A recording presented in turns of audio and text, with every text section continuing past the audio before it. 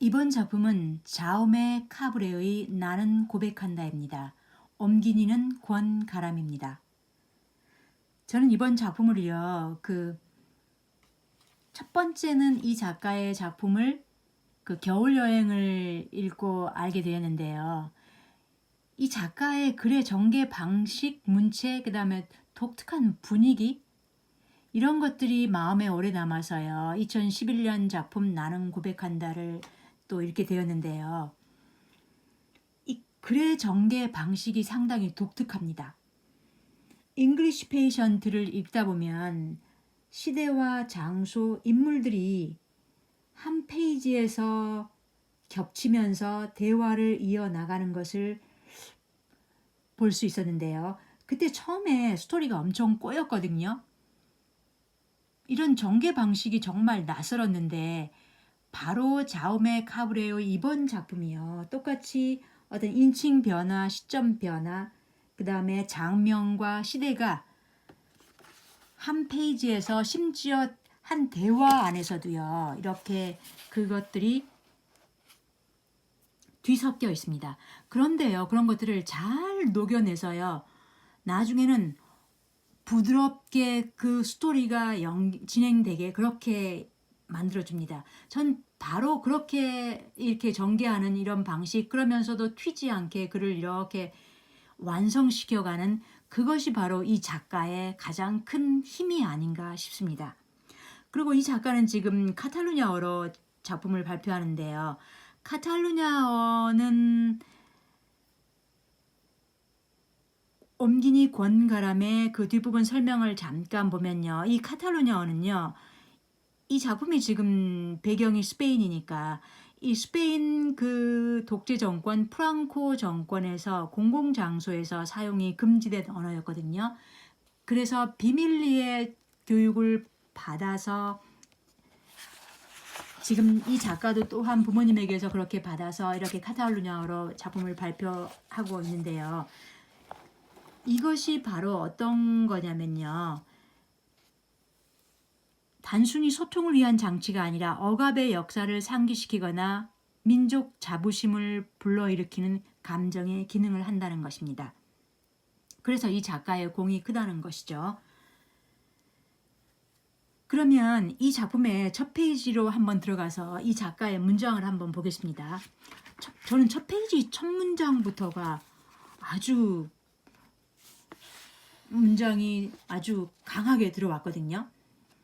어젯밤 발카르카의 비에 젖은 거리를 걸으며 비로소 나는 내 가족 중 한 사람으로 태어난 것이 결코 용서할 수 없는 실수라는 사실을 알게 되었다.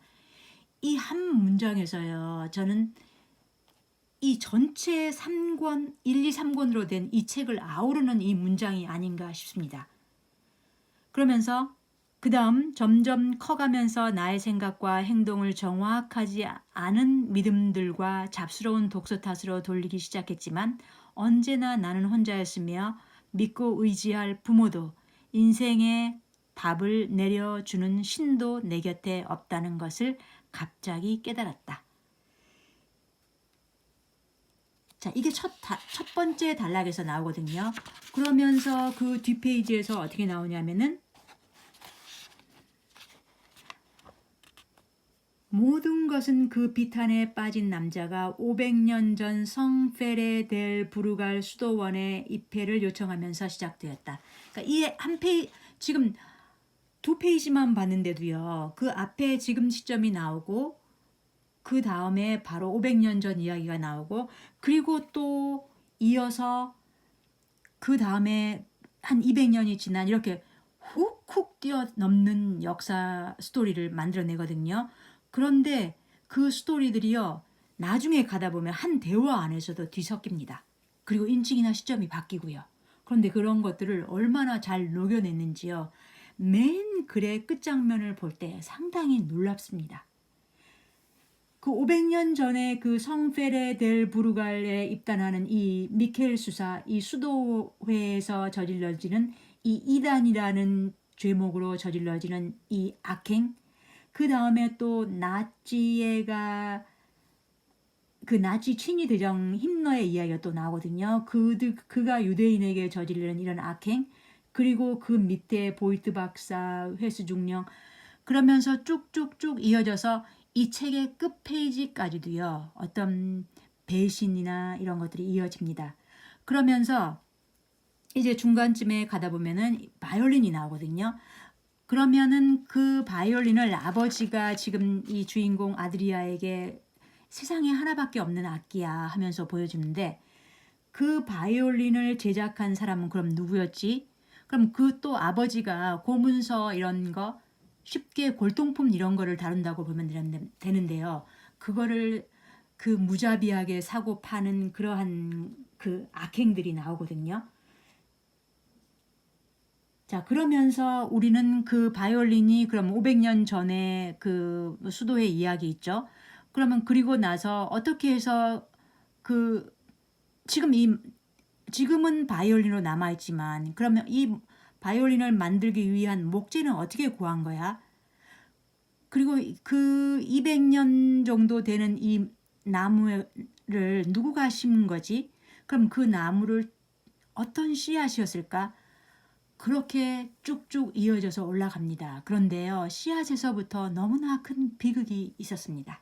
씨앗에서부터, 그리고 그 목재를 얻는, 그리고 또 그 바이올린이 소유주가 이렇게 누군가로 바뀌면서 누군가의 핏방울이 뛰고, 누군가의 기쁨과 환희도 있었지만 너무나 많은 비극들이 그 속에 들어 있습니다. 그런 것들을 이 작가가 시대를 넘나들면서 보여주고 있습니다. 그러면서 그러한 이 넘나들면서 저질러지고 있는 이 악행이 끝이 났을까? 맨 마지막 3권에서요. 그러나 끝난 것 같지가 않네, 이런 거야. 그래서 이 작가의 맨 마지막 문장을 한번 읽어보겠습니다.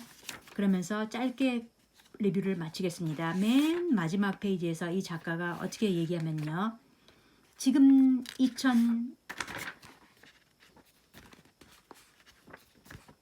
2011년 이 부분으로 이제 끝이 나는데요. 나는 이 소설을 완성하지 않고 아우슈비츠 석방 기념일인 2011년 1월 27일부로 더 이상의 집필을 완전히 그만두었다. 이렇게 책을 끝을 맺습니다. 저도 이 책 마지막에 이 결론에 상당히 충격을 받았습니다. 네, 끝까지 들어주셔서 고맙습니다.